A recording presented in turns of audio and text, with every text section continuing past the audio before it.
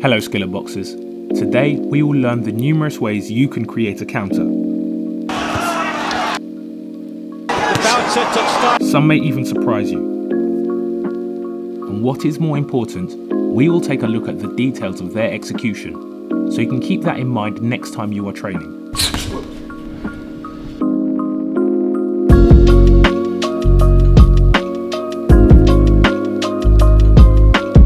If you have dealt with an aggressive boxer in training or your fights and wondered how to stop them, effective counters is the answer.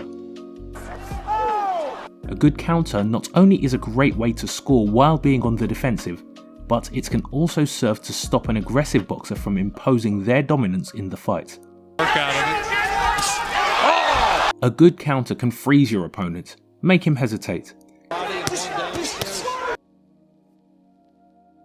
and if done correctly, can knock them out while they are attacking. It discourages the opponent. I know when I get counterpunched, it makes me pause like, whoa. This guy out, I am a knockout puncher. That's what I'm looking. You don't want to throw that same punch again. If you threw a right hand, boom, it got hit with a hook, you're probably going to think twice before you throw that right hand again.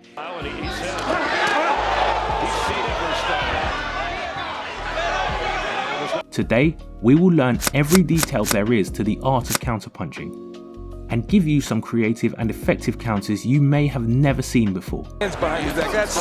So if you are interested in perfecting your counters, this breakdown is for you.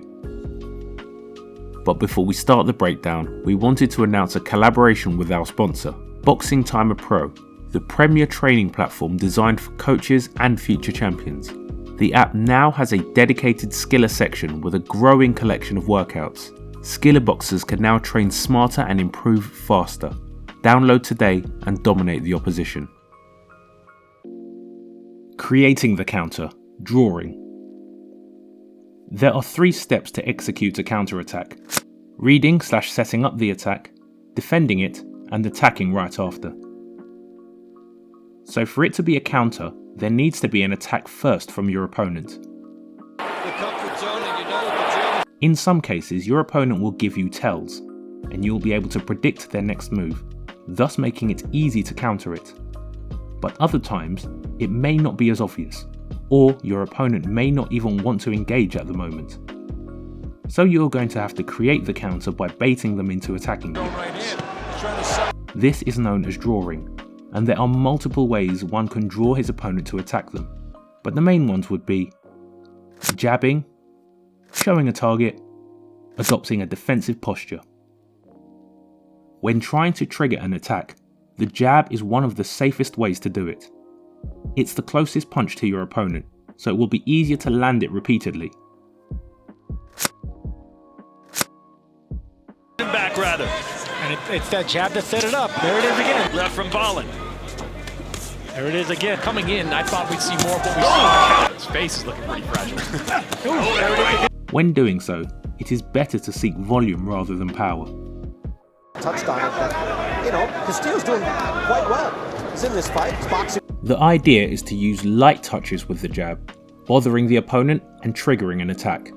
Tight punches as well. Right hand again by Golovkin. Another way you can invite your opponent to attack is by simply making their job easier, or at least pretending to, by showing a target.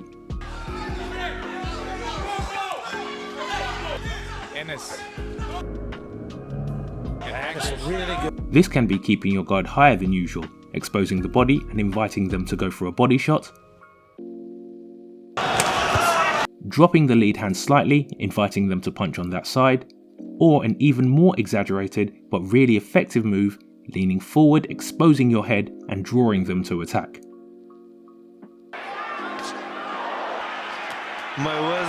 The idea is not to make it too exaggerated, but rather to let them think they have identified the opening and an opportunity to attack.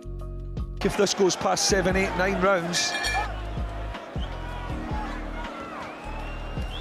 Otherwise, an experienced boxer can identify you are trying to set them up and counter your counter.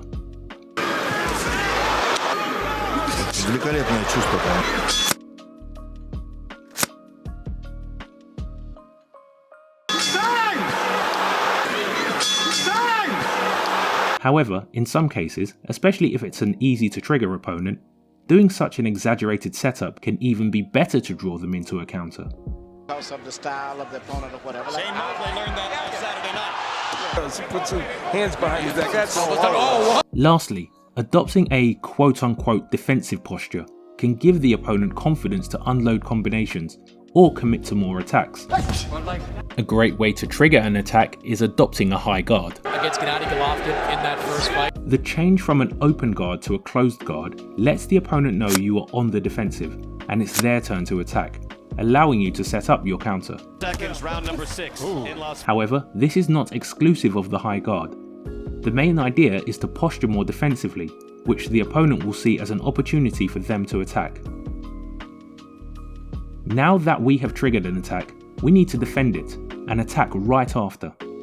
As we have already reviewed in previous videos, there is not just a way to defend in boxing, but multiple. The main ones being with footwork, parries, head movement, blocking, and the clinch. In this case, you can counter off of any of these defensive moves except the clinch, as it completely nullifies any offense, not allowing the option of a subsequent attack. However, all the other defensive moves have their own details when it comes to countering, which we will go over. Countering off footwork. Counters of footwork are simple but difficult. Simple as there is no guesswork, and you don't have to be so focused on which punch is thrown. You just have to take a step and time the attack. No, I think he's got to show me the knockout for you can get pick the right shots. Don't This guy out. I am a knockout puncher. That's what I'm looking. so just anytime he's getting a combo. However, they are difficult to pull off, as you are getting out of range and have to get back in range quickly to not miss the window to counter moving your whole body. And it's not like Bizball's gonna.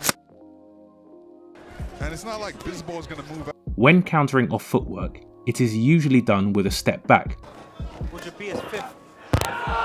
As mentioned, with the step back, there is no guesswork as you are out of range. Once you evade the punch, you have to quickly get back in range to land your punch or combination.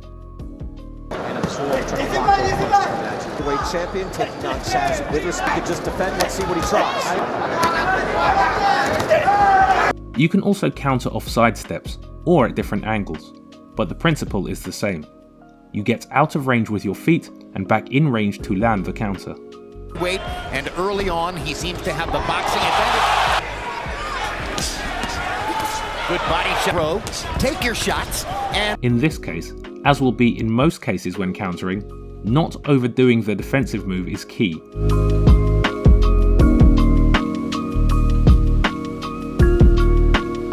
Your instinct tells you to get as far away from danger as possible, but for counterattacks, the closer you are to it, the better. If you overdo the movement, it will be much more difficult to get back in range to land the counter. That is why having good distance control is key, and moving just the necessary amount to evade the punch. And he's won the first 3 rounds of this. In some cases, if the opponent commits too much to the attack, you won't have to step back in range. You will only have to step back or sidestep, and counter from that position. Countering off parries. While we have seen countering off footwork is simple but difficult, countering off parries is the opposite. Complicated but easy. The complicated part in this case is you will have to guess which punch is being thrown to parry it correctly. While there are ways to parry hooks, most counters of parries will come from straight punches. Still, you will have to read whether it's a jab or a straight to parry with one hand or the other, whether it goes to the body or head, and sometimes which parry to employ. Down parry, inside parry, outside parry. So you have a lot of variables making it complicated. But at the same time, once you get used to the complications of the parry, the counter itself is easier to execute. Hours here this evening. We're to recap some of them now by Gervonta. Both fighters landed his head back with a left. In this case, there is no getting out of range and back in range. You'll simply have to parry the strike and counter with your own. A great thing about counters of parries is you don't have to change position as much, and there's a much subtler movement than the step back, step in. There are infinite ways to parry and to counter off a parry. But we can make a distinction between same hand counters or free hand counters. Same hand counters are more difficult to land, but also more devastating. In this case, we would deflect the attack with a parry of our choice, or whichever is most fitted for the situation, and counter with the same hand we parry.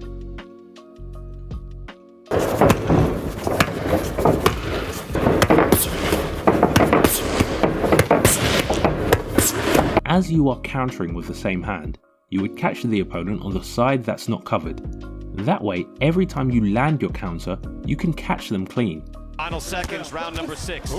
But as you have to use your arm for both the defensive move and the counter, it is more difficult to be explosive with the movement. And depending on the parry, it can leave you in an unnatural position, where it's difficult to create a solid punch. Still, you can pull off some effective counters. For many reasons, but that body work. We can also parry with one hand and counter with the other. In this case, if the opponent is responsible defensively, he will have that side covered most of the times, so it is more difficult to land clean. However, you can still do it. And it is also an easier counter to pull off, as you are initiating the attack with the free hand and not the busy hand. Get him right back in the usual great. Same as before, free hand counters can come in a variety of ways. A great thing about free hand counters is that the parry itself can put you in a position where your counter is already loaded.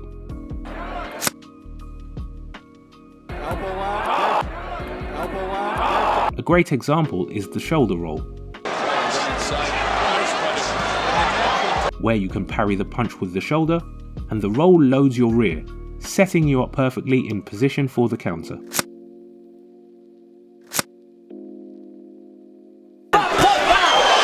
He stuck to the plan. This is a similar attribute to the next type of counters.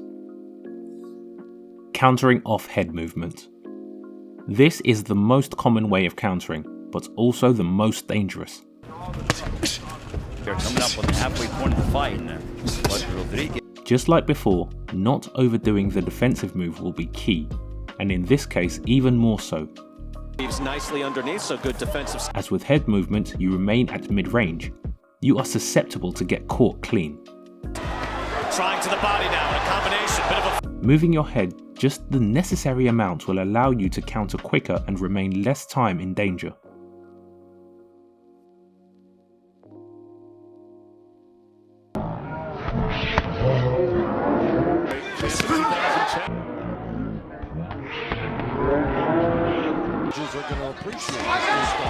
We can counter off any head movement technique, the main ones being a slip, roll or a pull. Most of these defensive moves already position you for same side counters. For example, when slipping to the outside, you are already positioned for a counter on that same side, and when slipping to the inside, you are loading up a counter on that side as well. With that plan in mind, good. Same thing happens with the roll, where the roll technique is already positioning you for a counter hook. In the case of pulls, you have more counter options, but they also tend to be more difficult to pull off. As with the footwork counters, you have to make an effort to get back in range to counter. Also, the principles of head movement change when adding counters. For example, slipping to the outside is safe when just defending, but slipping to the outside to counter is dangerous as you have to cross the line of fire. Most of these counters are pulled off at mid-range, usually being very exposed. That is why it is especially important to be aware of following punches and combinations. Especially when countering off a slip, it is very important to be aware of your opponent's intention, as if you slip a jab and try to counter it when the opponent is going for a 1-2, you can get caught flush in the middle of your counter. That is why those counters will usually work better when the opponent is throwing lazy jabs or punches with less commitment. Fighter, and Danny knows that, so he wants to hold him off. He punches in Danny's head. I can see it stepping work out of it. Oh! But as a general rule, it is always better to keep the other hand up, or counter while keeping your head off the center line. Countering off blocks and catches. Countering off blocks and catches is a great way to start developing your counters. It is the least compromising / dangerous way of countering, so it can become a great asset for your offensive arsenal. One of the most important things when blocking will be to maintain your stance. Sometimes when blocking, we tend to get away from punches, placing our weight on the back foot, which breaks our posture and makes it much more difficult to throw our punches. If you maintain your posture with a correct distribution of the weight, it will be much easier to counter once you have blocked or caught a punch. Just touch him, baby. And the left hooks that Canelo will end better in this round, landing shots like that. You can counter with the hand you block / catch, or the opposite, same as with parries. It is usually recommended to counter with the same hand, especially when blocking hooks, as that way you can catch the opponent on the open side. The uppercut. And this is known as catching and shooting.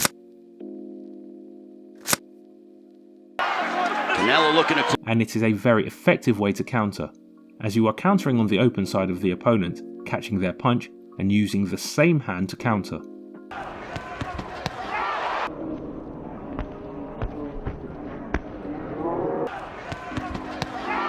However, you can also catch with one hand and shoot with the other. And in some cases it may be even better. For example, if there is an obvious opening.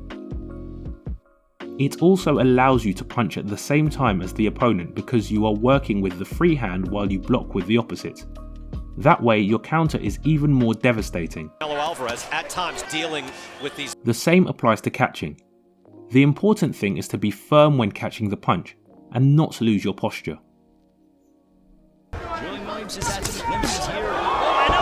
Reviewing sequences.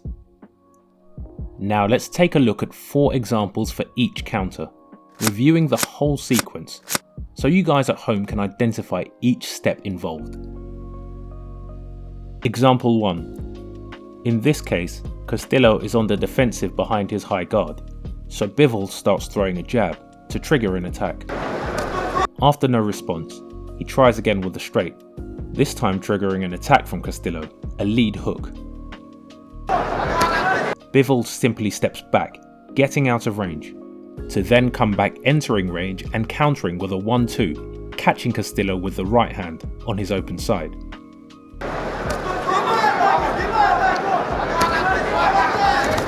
Example 2. In this case, Mayweather will bait Ortiz from his Philly shell stance, appearing to be more on the defensive, letting Ortiz get comfortable landing his jab.